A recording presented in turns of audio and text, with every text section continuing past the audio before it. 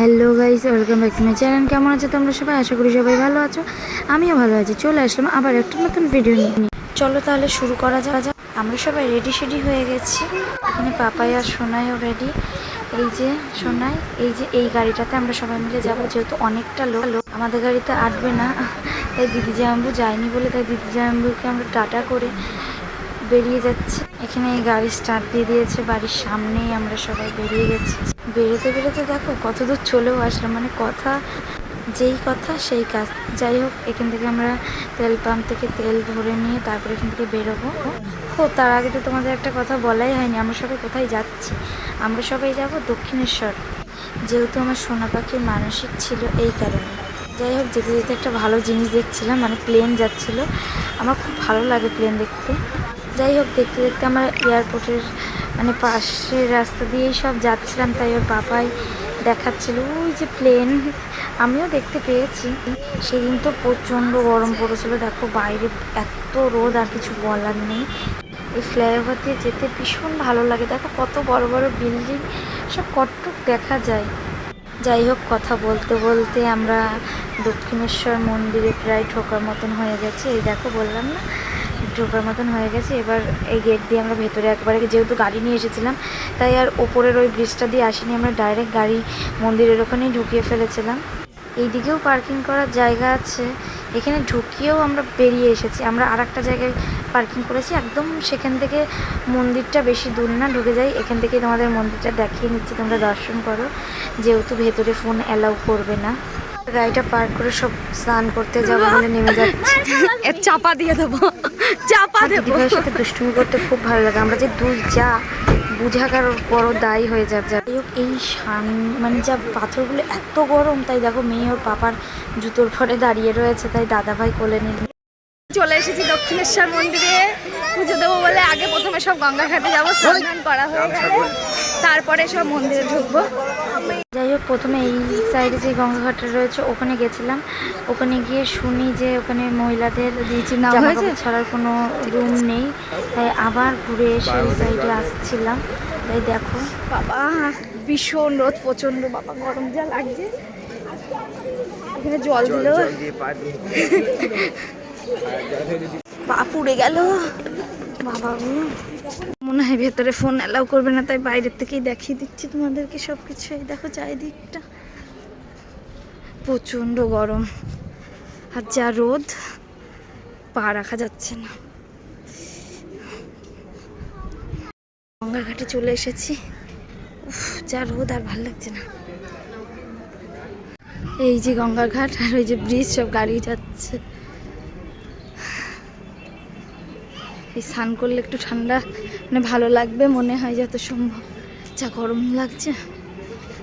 মেয়ে তো কোলের থেকে নামবো করছিল, যে একটু নামিয়েছে দাদাভাই অমনি দৌড়ে আবার কোলে উঠে যেহেতু ওগুলো খুব বড় বড়। দেখো কি ভালো লাগছে, পুরো শান্ত পরিবেশ। যাই হোক, বক করতে করতে আমরা সবাই মিলে চলে গেছি, মানে স্নান করতে নেমে গেছি। এই দেখো, জল থেকে আর উঠতে ইচ্ছা হচ্ছিল না। যাই হোক, অবশেষে উঠে এসে রেডিমেডি হয়ে পুজো দিতে চলে গেছিলাম। পুজো দিয়ে আমাদের কমপ্লিট হয়ে গেছে। যেহেতু প্রচণ্ড গরম লেগে গেছিলো, তাই আমরা সবাই মিলে আইসক্রিম খাওয়া শুরু করে দিয়েছি। মন্দিরের ভেতরে কোনো গরম ছিল না, যা গরম ছিল বাইরে। দেখো কত রোদ। এখানে কিছু কিছু দোকান খোলা, আবার কিছু কিছু দোকান বন্ধ, মানে মনে হয় 4টের পরে সব খুলবে। যাই হোক, মন্দিরের ভেতরেই খেতে দেয় 100 টাকা টিকিট করে। সব আমরা ভেতর থেকেই খাওয়া দাওয়া করে এসেছিলাম। এবার আমি ড্রেস চেঞ্জ করে নেব, যেহেতু এই দেখো বললাম না, বলতে বলতে কাজ বলাও সারা কাজও শুরু হয়ে গেছে। ড্রেস চেঞ্জ করে এসে গাড়িতে বসে পড়েছি। আমরা এখান থেকে সবাই চলে যাব বেলুড় মঠে। দেখো বালির ব্রিজের পর দিয়ে আমরা সব যাচ্ছি। এখান থেকে প্রায় বেরিয়ে গেছিলাম 2:45 বাজে। তখন ওখানে গিয়ে শুনি ওই বেলুড় মঠ খুলবে 4টের সময়। অত সময় আমরা রোদের মধ্যে ওইখানে বসেছিলাম। অনেকে দক্ষিণেশ্বর বেলুড় মঠ করছিল, সব লঞ্চে করে সব যাওয়া আসা করছিল। যাই হোক, গেট খোলার টাইম হয়ে গেছে সব দেখো, তাই সবাই গেটের সামনে এসে দাঁড়িয়ে রয়েছে। আর 5-10 মিনিট বাকি। দেখতে দেখতে একটা ভালো জিনিস, মানে দিনটা ভালোতেই কেটে গেল। দেখো, একটা গপুর সাথে দেখা হয়ে গেছে। দেখো ছোট্ট একটা গপু। এই গপুকে আমার বড় সোনা, আমার সোনা, বড় মা, আমরা সবাই একটু গপুকে সবাই মিলে নিয়ে একটু আদর করে নিলাম। আমার সোনা বলছে আমাকেও দাও। যাই হোক, গপু নিতে নিতে যে কখন 10-15 মিনিট কেটে গেছে বুঝতেই পারিনি। ওই মধ্যে গেট খুলে গেছে। আমরা সবাই ঢুকে পড়ে। এই বেলুড় মঠের ভিতরে এত সুন্দর, এত শান্তশিষ্ট, সত্যি ভীষণ ভালো লাগছে। মানে ফোন অ্যালাউ করেছে, তুমি যেখানে ইচ্ছা নিয়ে যেতে পারো, বাট ওই মন্দিরটার ভেতরে বাদে তুমি যেখানে ইচ্ছা নিয়ে গিয়ে ছবি ভিডিও আমরা করছিলাম, বাট ভেতরে ঢুকাইনি। যাই হোক, বলতে বলতে ওই দেখো একটা প্লেন যাচ্ছে। আমি বলছিলাম না আমার প্লেন দেখতে ভীষণ ভালো লাগে, আমি এখানে একটু টাটা বাই বাই করে নিলাম। টাটা বাই বাই করতে করতে ওর জায়গায় ও ঠিক চলে যাচ্ছে। এখানে আমার মাম্মাম আর তার দিদিভাই, মানে দুজন মিলে, দুই মাম্মাম মিলে ফুটি খাচ্ছে আর চেস করছে। বাচ্চাদের অনেক কিছু করে ভোলাতে হয়, যেহেতু ওরা কিচ্ছু খেতে চায় না, এই করেই খায়। তারপরে একটু গান চলছিল, তাই এখানে মাম্মাম একটু ডান্স করছিল। ওরও একটু, যেখানে গান হবে ডান্স করতে ওরও ভালো লাগে। এই দেখো সন্ধে হয়ে আসছে, যত সন্ধে হচ্ছে তত যেন বেলুড় মঠের ভেতরে লোক ভরে যাচ্ছে।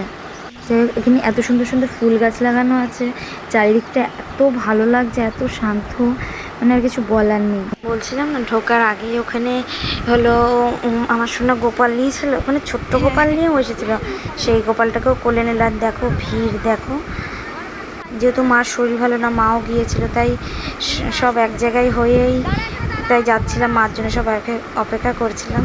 এই দূর থেকেই বেলুড় মঠটাকে দেখতে কি দারুণ লাগছে, সবুজ ঘাসের সামনে দারুণ লাগছে। চারিদিকেও আরও সব ছোট ছোট মঠ মতন করা রয়েছে। আর এখানে এই গঙ্গাঘাট দিয়ে এত সুন্দর হাওয়া আসছিল, আর কিছু বলার নেই। বড় মা গিয়ে গঙ্গার থেকে জল নিয়ে আসলো। তত সময় চারিদিকটা আমরা ভিডিও তুললাম, ছবি তুললাম। যাই হোক, সব কিছু মোটামুটি কমপ্লিট হয়ে গেছে। এবার আমরা তিনজন মিলে বেরিয়ে যাচ্ছি সামনের দিকে, আরও সবাই আছে পেছনে, সবাই মিলে আমরা বেরিয়ে যাব। লাস্ট তোমাদের দেখিয়ে নিচ্ছি, দেখো বেলুড় মঠটাকে। এই বেরোনোর সময় গেটটা কিন্তু দারুণ লাগছে। তারপরেও আর একটা জিনিস, এই জিনিসগুলো বেশ ভালো লাগে, কি সুন্দর গাছ দিয়ে করা। আর তারপরে ওখানে এলইডি টিভি লাগানো রয়েছে দুটো, ওইগুলোতেই সব কীর্তন আরতি দেখাচ্ছিল। এই পর্যন্ত টাটা।